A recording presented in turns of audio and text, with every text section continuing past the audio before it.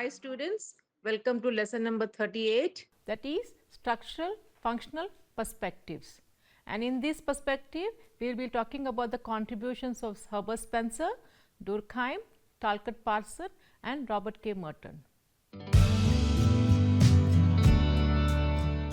Structural functional refers to the perspective, the way the theories in sociology and social anthropology have explained social institutions or other social phenomena primarily in terms of the function they perform. When we speak of some social institutions, social activity or social phenomena, we mean its consequences for the operation of such other institutions, activity or society as a whole. Such are consequences of the punishment of a crime or a reward for an extraordinary discovery by some scientist. Some social thinkers in 19th century theorized about society in terms of an organic analogy. This notion of analogy was derived from biology, as there is a biological organism likewise. We can consider a society as an organism, which is a complex whole of several inseparable and interdependent organs. It has its roots in the organism of early 19th century. One of the beginners of this idea of organic analogy was Herbert Spencer. Other important proponents who clearly theorized functions of social institutions was French sociologist Emile Durkheim. The idea of studying social life in terms of functions was central among early 20th century British social anthropologists. Prominent among them are B. Malinowski and A. R. Radcliffe Brown. Adjoining with social structure, the idea of structural functionalism or structural functional perspective, the scene of sociology in various parts of the world. In American sociology, in the light of the contemporary social processes, some evaluation was undertaken by two prominent sociologists, namely Talcott Parsons and Robert K. Merton. Now, the contribution of these two American sociologists are also considered path-breaking in functional perspective, in addition to others which have been so importantly acknowledged.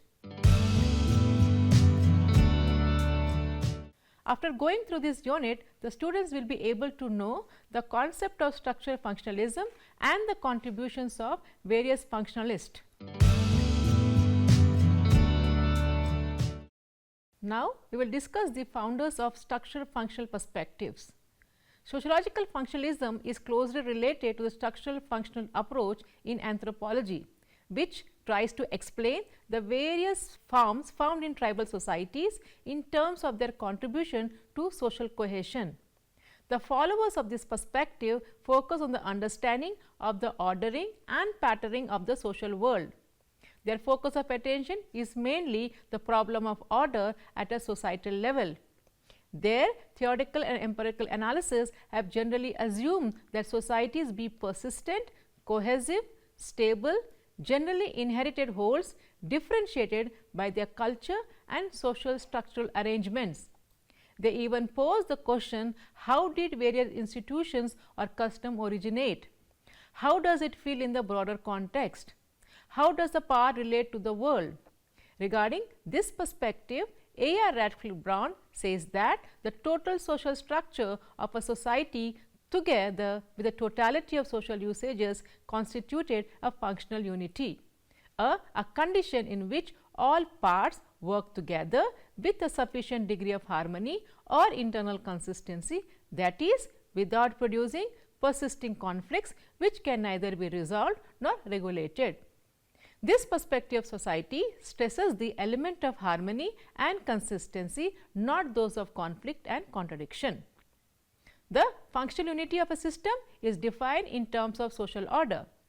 In defining society in holistic terms, structural functional implies that as everything within the system is necessarily functional for the whole, they are the believers of the fact that society is a relatively persisting configuration of elements and consensus is a ubiquitous element of the social system. It treats change as a slow, cumulative process of adjustment to a new situation. Its explanation consists essentially of pointing out how the different types of activity fit on top of one another and are consistent with one another, and how conflicts are contained and prevented from changing the structure. Now, we will discuss the contribution of Herbert Spencer. Herbert Spencer, 1820 to 1903, is a British sociologist who is generally considered by some historians of sociology as a continuator of Auguste Comte's organist and evolutionary approach. But his general orientations differs significantly from that of Auguste Comte.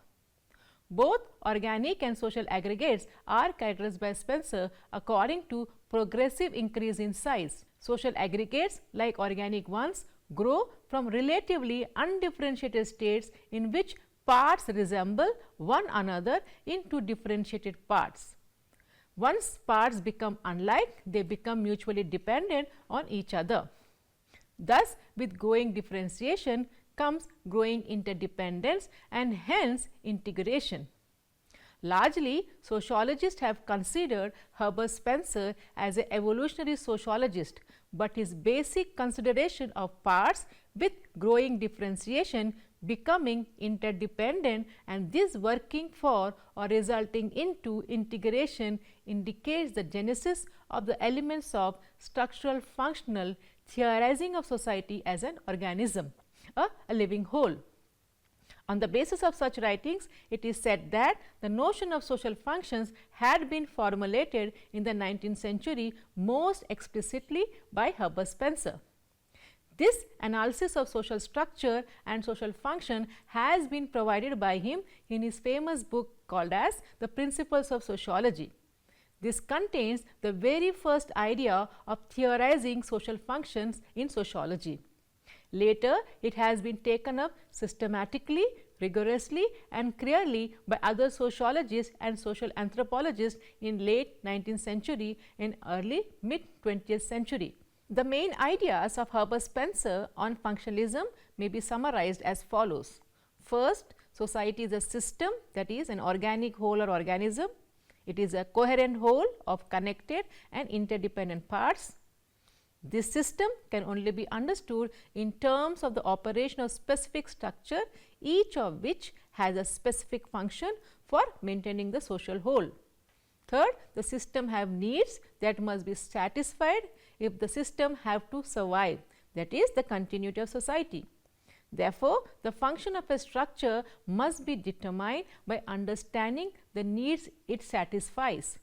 Though Herbert Spencer is given the credit for formulating explicitly the tenets of functionalism in sociology, he has remained controversial about his ideas regarding functional needs and other things of the social system, to which he considered a social organism similar to a biological organism and also analyzes its evolution.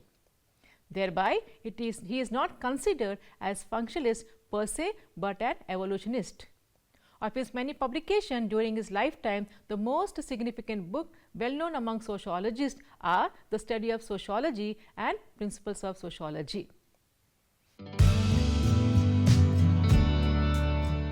Understand the contributions of Emile Durkheim to the perspective of structural functionalism. Emile Durkheim, 1858 to 1917, is a French sociologist who is generally regarded as a founder of French sociology as well as sociology as a distinct discipline. He developed a rigorous methodology combining empirical research with sociological theory. His work focused on how traditional and modern societies evolved and function. From his many writings, 4 books are endorsed as most valuable among sociologists around the world, namely The Division of Labor in Society, The Rules of Sociological Method, Suicide and Elementary Forms of Religious Life. Emile Durkheim clearly outlined the subject of sociology and its methodology. He borrowed some ideas selectively from the contributions of Herbert Spencer. He clearly advanced the concept of functions and established functionalism into a coherent, clear and justified doctrine. he established the clear out concept of functions in his famous work, The Division of Labor in Society, wherein he studied the functions of division of labor in society. Let us first look at how he defines functions. In his book, Division of Labor in Society, takes up at first the clear-cut formulation of the concept of functions. According to him, function of social institution is the correspondence between it, that is the institution, and the needs of the social organism. This analogy of social organism is derived from Spencer. That means a social institution satisfies a need of society. What then is a vital need of society? He takes up this issue in this study. The crucial or vital need of society, according to him, is the maintenance of solidarity in society. In other words, integration of society. In studying division of labor as a social institution, he asks the question, what is the function of division of labor in society? He addresses this issue in terms of the vital need of the society. For Durkheim, social solidarity is a vital need of society. The division of labor in industrial society, as was Western Europe during the later half of the 19th century, provides the basis of this social solidarity.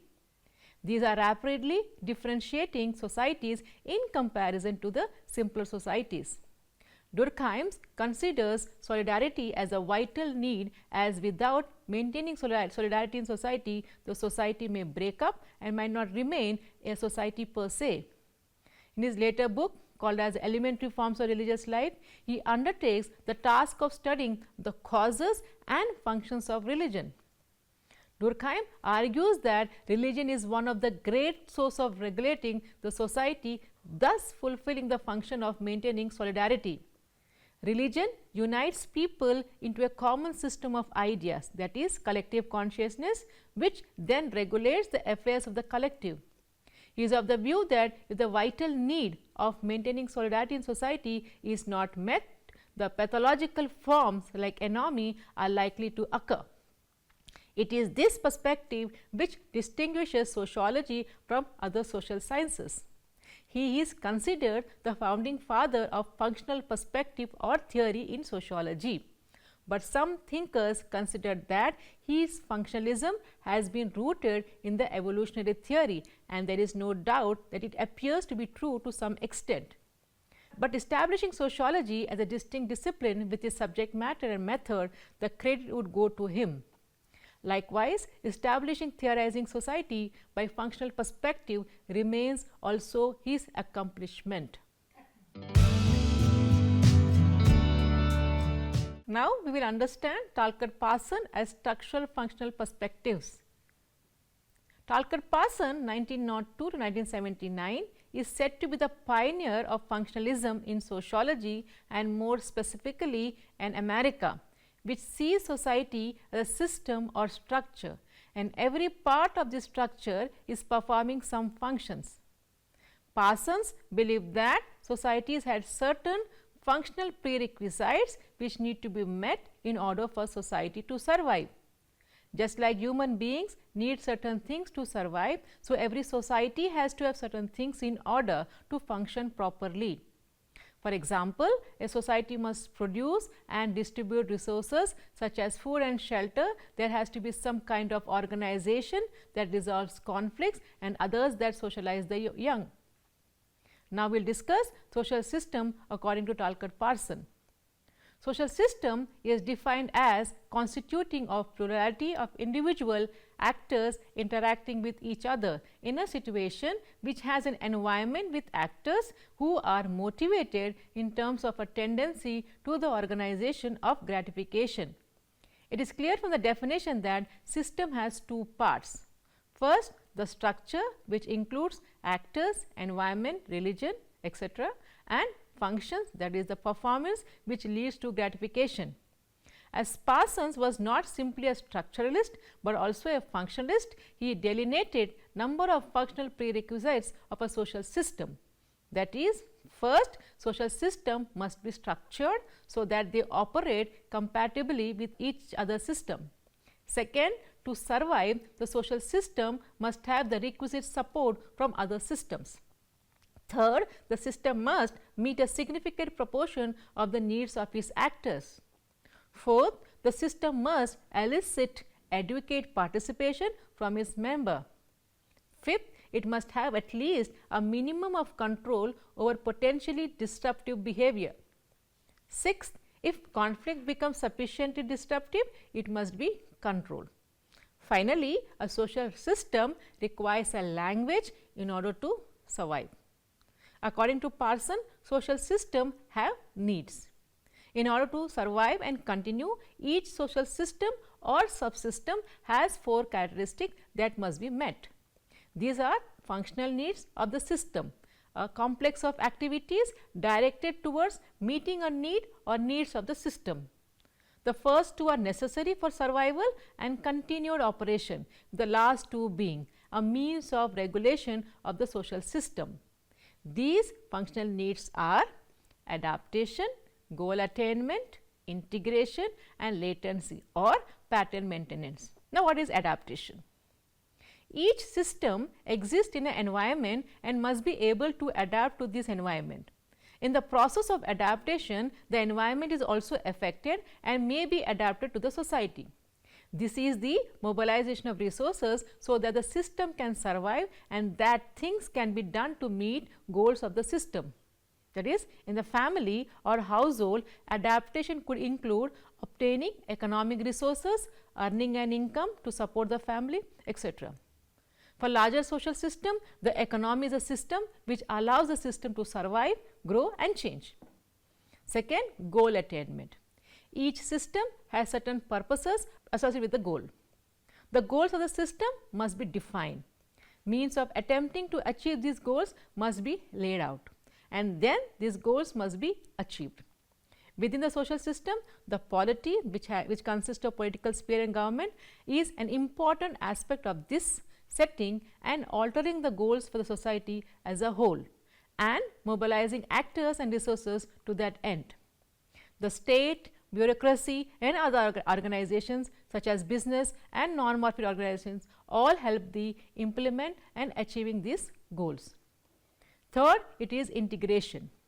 This is the means by which social relationships and interrelationship among units or groups are regulated. By integration, Parson means the need to coordinate, adjust and regulate relationship among various actors or units within the system in order to keep the system functioning. As various social processes function occurs, strains, tensions and conflicts may emerge. These as a result of the way that individuals relate to each other and as the different units carry out their tasks and roles that need to be done in a system. Means of managing this tension, diffusing and resolving conflicts and ensuring that orderly means of carrying on activities can be ensured. At the level of society as a whole, there are a variety of institutions that do this. That is religion, education, the media, the legal structures, that is police and courts, all play a vital role. Next is latency or pattern maintenance. This is a function of pattern maintenance and Parson also refers to this as a cultural motivational system. These are referred to as latent because they may not always be as apparent as the AGL function. For persons, all institutionalization involves common moral as well as other values. Collectivity obligations are therefore an aspect of every institutionalized role, but in certain context of orientation choice, these obligations may be latent. The organizations and roles that perform latent functions can be regarded as those that furnish, maintain and renew both the motivation of individuals and the cultural patterns that create and sustain this motivation. Parson also gave a concept of action system as a precursor to his idea of social system. Action system are the highest conceptual abstractions in his theoretical framework. He gave 4 action systems. First, it is the organism system, which is the physical or biological aspect of social reality. It is the storehouse of energy. Another, it is the personality system. It represents the internal hidden aspect of society resulting from motives alone. It is the storehouse of motivation. Another one, it is a social system. It refers to a pattern of actual interaction between units in the society. Institutional roles are viewed as a social system. It also has 4 subsystems, that is the economic system for adaptation, political system for goal attainment, social institutions for social control for integration, and socialization system such as family and education institution for latency or pattern maintenance. And the fourth one is a cultural system. It consists of norms and values, all termed as storehouse of information. Parson distinguished among 4 structures or subsystems in society in terms of the function, that is AGIL they perform. The AGIL functions must exist at all levels in society as a whole and each subsystem. This may not be consciously worked out functions, and roles and functions can be shared among organizations or individuals. In traditional societies, most of these functions would have been centered in family and kinship structures and in local communities. In these societies, there may have been little differentiation in function, although culture and the integration function often came to be associated with religion. As societies have developed, these functions tend to evolve with different institutions developing different functions and with different functions developing within each organization. Specialized function and roles developed and specialized institutions are there to carry out these out as they evolve, and it is best to have specialized roles and specialized institutions to carry out these functions of a modern complex societies. These may develop in a evolutionary fashion without any conscious considerations, much like Durkheim's natural development or the division of labor, or as in bureaucracies, they may be consciously worked out. Organizational structures. Some of these can be seen by examining Parsons' view of change. Thus, his functionalism remains a well-known theoretical formulation of the 20th century, and through his AGIL concept, he understands all the parts of society in terms of the function they perform. Now, we will discuss Robert K. Merton as structural functionalist. Robert K. Merton is one of Talcott Parsons' Harvard University student who carved out a niche in sociology by introducing the middle range theory in the discipline. He was educated with prominent socialists like Soroki, Harold Garfinkel, and others in the Harvard University under the tutelage of Talcott Parsons. Soroki, Emil Durkheim, and George Simmel also cast an influence on Robert K. Merton's theory. Merton argued that using Emil Durkheim's conception of religion, he has developed social cohesion, an important element of functionalism, especially the latent functions. R. K. Merton wrote some important books, of which the social theory and social structure and the sociology of science are particularly useful. Merton also developed some concepts like self, fulfilling prophecy, role model, deviant behavior, focus groups. Merton's manifest and latent functions. Merton distinguished the functions of society between manifest and latent. The former represent those functions as expected or intended by the members of the society. They know that these functions would take place and so were prepared for them. They would only be surprised if these did not take place, whereas the latent functions are unintended functions which can take place only as a consequence of the former, for which they were not prepared. Merton argued that it is the job of the sociologist to try and uncover the latent functions of social activities and institutions. Now, the functional alternatives of R. K. Merton. Merton has also devised alternative functions known as the substitutes, which could instead deliver the sort of functions advocated by Talcott Parsons in the form of functional prerequisites. Merton argued that use of religion as a therapeutic device could be substituted effectively by the alternative therapeutic devices like counseling and reasoning, which can make them understand the values of normal life in society. Secondly, people in their predicament would be educated in the vocational field and trained as skilled and useful workers of society. Education can liberate the minds from religious superstitions. It can also motivate them to become work oriented, independent and self reliant, which would help them recover from depression, obsession and frustration. Merton argued that functionalist approach should take guard of the fact that any part of society may be functional, dysfunctional or non-functional. Now, the Merton's paradigm for functional analysis. Merton saw functional theorizing as a potentially embracing three questionable postulates. The first, the functional unity of social system. In that, Merton, to begin analysis with the postulates of functional unity or integration of social whole, can divert attention from not only these questions but also from the various and disparate consequences of a given social or cultural item for diverse social groups and for individual members of these groups. Merton begins to direct function analysis away from concern with total system toward an emphasis on how different patterns of social organization within more inclusive social systems are created, maintained and changed, not only by the prerequisites of the total system but also by interaction among socio-cultural items within social system or a systematic whole.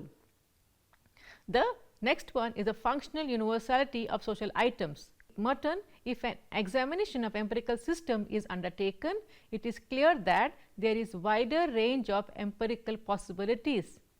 Merton proposes the analysis of diverse consequences or functions of socio-cultural items, whether positive or negative, manifest or latent, for individuals, for subgroups and for the more inclusive social structure and culture.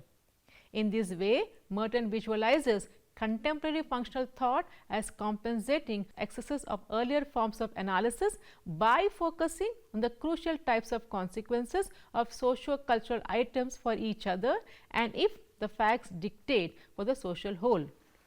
The other postulate is the indispensability of functional items for social system.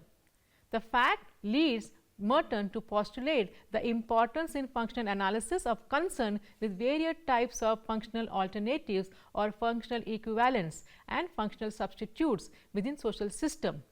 In this way, functional analysis would not view as indispensable the social items of a system trap of assuming that items must exist to assure the continued existence of a system. Rather, functional analysis must specify that social patterns under consideration, whether a systematic whole or subpart. Next, it is the various types of consequences of these patterns for empirically established survival requisites. And the next, the processes whereby some patterns rather than others come to exist and have the various consequences for each other and for systematic wholes. Illustrating Merton's functional strategy. Merton paradigm and protocol for constructing functional theories, the middle range and remarkably free of statement about individual and system needs are requisites. In his protocol statements, Merton approaches the questions of needs and requisites fulfilled by a particular item only after description, that is, the items in question. Next, the structural context in which the item survives and its meaning for the individuals involved. With this information, it is then possible to establish both the manifest and latent function of an item, as well as the net balance of functions and dysfunctions of the item for varied segments of a social system. Unfortunately, it implied sequencing of functional analysis is not always performed by Merton, presumably for at least two reasons. For at least these reasons, then execution of Merton's strategy is difficult. Much like that of his anthropological true, men such as Radcliffe Brown and Malinowski, Merton's need to analyze separately the causes and functions of structural item is not as evident in the actual account of empirical evidences. Theoretical perspective. of structural functionalism aims to understand society by the functioning of various parts, that is items, institutions, activities, etc., which contribute to the satisfaction of the vital needs of subsystem or social system. The founding fathers focused on the needs of necessary conditions of existence of society to which social institutions correspond. The parts or institutions are considered interrelated and interdependent. Society is perceived like an organism of functionally interrelated component parts. These parts perform functions which are essential for the survival and continuity of society. Each element contributes positively to this maintenance. Later sociologists perceived, particularly in complex differentiated societies, that there are some negative consequences of some institutions over a period of time as well. Parsons maintains that social system has in itself to contain these deviations latency. Lastly, Merton is of the view that the functions of institutions are substituted by other alternatives and thus stresses are overcome, some of which may always occur in the system. This may well be understood within functional analysis propounded by him.